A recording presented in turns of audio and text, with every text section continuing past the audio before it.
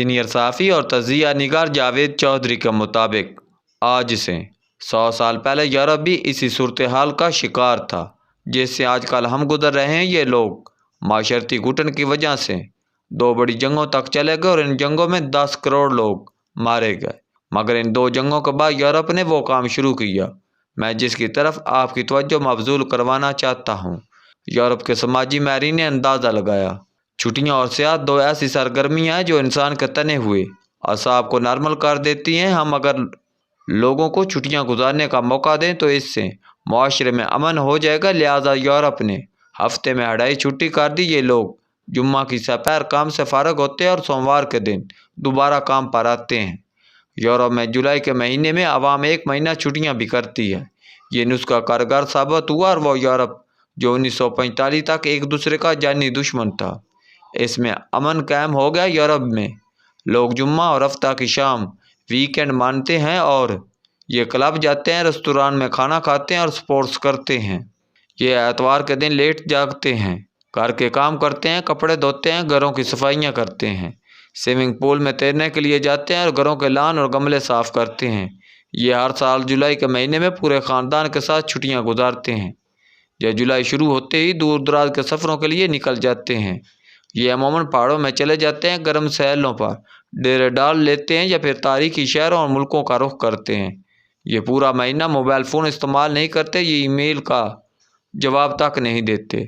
چھٹیوں کا پورا مہینہ ان کا ذاتی مہینہ ہوتا ہے۔ یہ اس مہینے میں اپنی ذات اور اپنے خاندان کے ساتھ وقت گزارتے ہیں اور 1 اگست کو پورے جذبے اور توانائی کے ساتھ دوبارہ میدان میں اتر آتے ہیں۔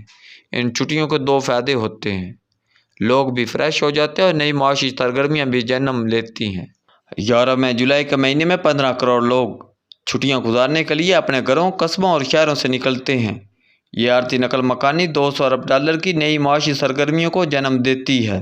یہ جوتوں سے لے کر ہوا بازی کی صنعت تک پورے کاروبار کو نئی زندگی بخشتی ہے۔ عوام کی ان چھٹیوں کو باقاعدہ قانونی حیثیت حاصل ہے۔ یورپ کے 15 ممالک میں وہ شخص، ادارے یا کمپنی کو قانونی چارہ جوئی کا سامنا کرنا پڑتا ہے جو کسی شخص کی چھٹیاں خراب کرنے کی مرتکب ہوتی ہے۔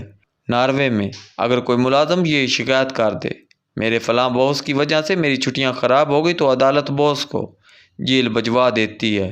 چھٹیوں کے دوران موبائل بند ہو جاتے ہیں اور یہ کھلے رابطہ اگر ناگزیر ہو تو یہ زیادہ سے زیادہ وائس میسج کر دیتے ہیں۔ ہم بھی اس تجربے سے فائدہ اٹھا سکتے ہیں۔ ہم 1 مہینے کی چھٹی لازمی قرار دے دیں۔ جولائی یا اگست کے مہینے میں تمام سرکاری اور غیر سرکاری دفاتر بند کر دیے جائیں۔ ہنگامی حالات اور انتہائی ضروری دفاتر اور محکموں کے آدھے عملے کو بھی چھٹی پر بھیج دیا جائے۔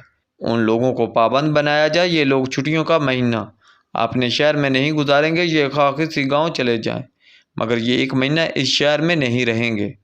یہاں یہ کام کرتے ہیں تو مجھے یقین ہے اس ایک فیصلے سے لوگوں کی جسمانی اور ذہنی حالت بدل جائے گی، لوگ نارمل ہونے لگیں گے۔ دوسرا، میرا خیال ہے ہم اگر موبائل فون کا استعمال بھی کم کر دیں، ہم شام کے بعد فون بند کر دیں یا پھر اس کی آواز بند کر کے اسے کسی طاق میں رکھ دیں اور اپنے خاندان کو وقت دیں، تو اس میں بھی ہماری سماجی ٹینشن میں کمی واقع ہوگی۔ ہم میں سے کوئی شخص صدر یا وزیر اعظم نہیں ہے اور ہمارا فون دنیا کو تیسری جنگ سے بھی نہیں بچا سکتا، لہٰذا ہم اگر اپنی زندگی میں امن پیدا کرنے کے لیے چند گھنٹوں کے لیے فون آف کر دیں تو کوئی قیامت نہیں آئے گی۔ ہم لوگ فون اٹھا کر ایسے پھرتے ہیں جیسے ہمارے فون نے دنیا کا سارا بوجھ اٹھا رکھا ہے۔ ہمیں منہ دھونا نہیں آتا لیکن ہم پوری دنیا کے ٹھیکیدار ہیں۔ ہم زندگی میں کبھی گجر خاں تک نہیں گئے مگر امریکہ کو فتح کرنا چاہتے ہیں، لہٰذا ہم فشار خون کا شکار نہ ہوں تو کیا ہو۔ یہ چند سال پہلے کی بات ہے اور شہر تھا وینس۔ وینس اٹلی کا خوبصورت، قابل دید اور رومانوی شہر ہے۔ یہ شہر صدیوں سے پانی میں ڈوبا ہوا ہے۔ نہریں شہر کی گلیاں ہیں اور موٹر بوٹس، عوامی سواری۔ مارکو پولو اسی شہر کا باسی تھا۔ مارکو پولو کا گھر آج بھی یہاں موجود ہے۔ دنیا کی قدیم ترین کمپنیاں وینس سے تعلق رکھتی ہیں۔ کرسٹل کی اشیاء بنانے والی ایک فرم نبی اکرم صلی اللہ علیہ وآلہ وسلم کی ولادت سے 2 سال قبل بنی، یہ آج تک قائم ہے۔ دوسری فرم اس وقت بنی جب حضرت عیسیٰ علیہ السلام نے تبلیغ کا کام شروع کیا۔ یہ فرم بھی آج تک سلامت ہے۔ یہ حیران کن شہر ہے۔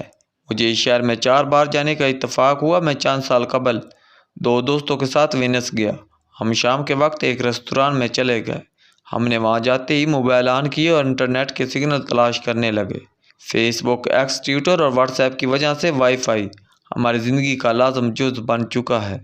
ہم لوگ جہاں بیٹھتے ہیں ہم سب سے پہلے وائی فائی تلاش کرتے ہیں، اور وائی فائی ملتے ہی ہم موبائل فون میں گم ہو جاتے ہیں، اور پھر ہمیں دائیں بائیں کا ہوش نہیں رہتا۔ ہم نے اس روز بھی یہی کیا۔ ہم 5-7 منٹ تک موبائل فون سے گفتگو رہے، لیکن وائی فائی تو دور، وہاں ہمارے موبائل فون کے سگنل بھی نہیں آ رہے تھے۔ ہم لوگوں نے ویٹرس کو اشارہ کیا، اسے بلایا اور سگنل کی شکایت کی۔ اس نے مسکرا کر جواب دیا، سر ہمارے ریستوران میں جیمرز لگے ہیں، یہاں موبائل فونز کام نہیں کرتے۔ ہم نے وجہ پوچھی تو اس نے بتایا، یہ وینس کا سگنل فری ریستوران ہے، ہم چاہتے ہیں ہمارے مہمان ایک دوسرے سے گفتگو کریں اور یہ وائی فائی کی بجائے کھانے کو انجوائے کریں۔ ہم اس عجیب و غریب منطق پر حیران ہوئے اور ہم نے اس سے پوچھا، یہ آئیڈیا کس کا تھا؟ اس نے جواب دیا، یہ ہمارے مالک کا آئیڈیا تھا۔ ہم نے کھانے کا آرڈر دیا اور ریستوران کے مالک سے ملاقات کی خواہش ظاہر کی۔ ویٹرس نے ملاقات کا بندوبست کر دیا۔ ریستوران کا مالک ایک نوجوان اطالوی تھا۔ میں نے نوجوان سے اس عجیب و غریب آئیڈیا کی وجہ پوچھی تو اس نے جواب دیا، جناب ٹیکنالوجی نے انسان کو دور کر دیا ہے، ہم گھنٹوں ایک دوسرے کے سامنے بیٹھے رہتے ہیں، لیکن ہمیں ایک دوسرے سے بات کرنے کی فرصت نہیں ہوتی۔ ہم ایک دوسرے کی بات سننے کی بجائے ایکس، ٹویٹر، واٹس ایپ اور فیس بک سے گفتگو کرتے رہتے ہیں۔ ہم ریستوران میں مہنگا کھانا آرڈر کریں گے مگر کھانا انجوائے کرنے کی بجائے سوشل میڈیا سے سوشل ہوتے رہیں گے۔ ہماری اس عادت نے ہمارا ٹیسٹ بھی برباد کر دیا اور ہماری محفلوں کو بھی۔ لہٰذا میں نے اپنے ریستوران میں فون کے سگنل بند کرا دیے ہیں اور ہم گاہکوں کو وائی فائی کی سہولت بھی نہیں دیتے۔ ہم اپنے مہمانوں سے درخواست کرتے ہیں، آپ ہمارے ریستوران میں بیٹھ کر سینکڑوں ہزاروں میل دور بیٹھے لوگوں سے گفتگو کی بجائے سامنے بیٹھے شخص سے بات چیت کریں اور ہمارے کھانے کو انجوائے کریں۔ ہم اطالوی نوجوان کے آئیڈیا کی داد دیے بغیر نہ رہ سکے۔ ہم ٹیکنالوجی کے دور میں زندہ ہیں۔ ٹیکنالوجی نے یہاں ہماری رفتار میں اضافہ کر دیا، وہاں اس نے ہمیں اندر سے ویران بھی کر دیا ہے۔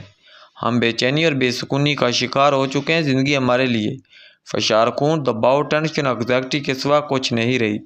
ہم بیمار ہو چکے ہیں، مگر ٹیکنالوجی ہماری ٹینشن اور فرسٹریشن کی واحد وجہ نہیں۔ ہمارے معاشی دباؤ، سماجی افراتفری، رشتوں کی ٹوٹ پھوٹ، دوست احباب کی منافقت، دہشت گردی، load shedding, law and order کی خراب صورتحال اور انصاف کی کمی جیسے ایشو بھی معاشرے میں فرسٹریشن اور ٹینشن پیدا کر رہے ہیں۔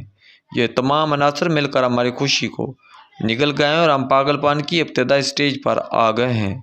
معاشرے میں جب لوگ صرف سنی سنائی باتوں اور شک کی بنیاد پر بڑے فیصلے کرنے لگیں گے، لوگ جب ذاتی خیال کو فلسفے کی شکل دینے لگیں اور لوگ جب اپنے فرقے کو پورا مذہب سمجھنے لگے، تو آپ جان لیں معاشرہ پاگل پن کی حدود میں داخل ہو چکا ہے۔ لوگ اب لوگوں کو کاٹ کر کھانا شروع کر دیں گے، اور ہم آج کل اسی عمل سے گزر رہے ہیں۔ ٹیکنالوجی اس پاگل پن میں مزید اضافہ کر رہی ہے۔ میں اکثر دیکھتا ہوں 3-4 لوگ گھنٹہ بھر ایک میز پر بیٹھے رہتے ہیں، لیکن یہ ایک دوسرے سے گفتگو کی بجائے موبائل پر مصروف رہتے ہیں۔ گھروں میں بھی افراد خانہ آپس میں گپ شپ کی بجائے موبائل اور ٹیلی ویژن سے گفتگو کرتے رہتے ہیں۔ یہ رویہ معاشرے کو قبرستان بناتا جا رہا ہے۔ ہم نے اگر اس پر توجہ نہ دی، ہم نے اگر معاشرے کی ہیئت تبدیل کرنے کی کوشش نہ کی، تو معاشرتی پاگل پن اور ٹیکنالوجی کا غیر ضروری استعمال ہمیں تباہ کر دے گا۔ لیکن اب سوال یہ ہے کہ ہم اس پاگل پن سے نکل سکتے ہیں؟ اس کا جواب ہے ہاں، ہم بہت آسانی سے صورتحال تبدیل کر سکتے ہیں۔ اب دوسرا سوال یہ ہے، ہم اس صورتحال سے کیسے نکل سکتے ہیں؟ یہ جواب بھی بہت سادہ ہے، ہمیں اس کے لیے ترقی یافتہ قوموں کا طریقہ استعمال کرنا ہوگا۔ یہ طریقہ آسان بھی ہے اور مجرب بھی، اور جاپان سے لے کر امریکہ تک دنیا کی تمام ترقی یافتہ قوموں نے اس سے خوب فائدہ اٹھایا ہے۔ ہم اس طریقہ کار کو تھوڑی بہت تبدیلی کے ساتھ ملک میں ارینج کر سکتے ہیں۔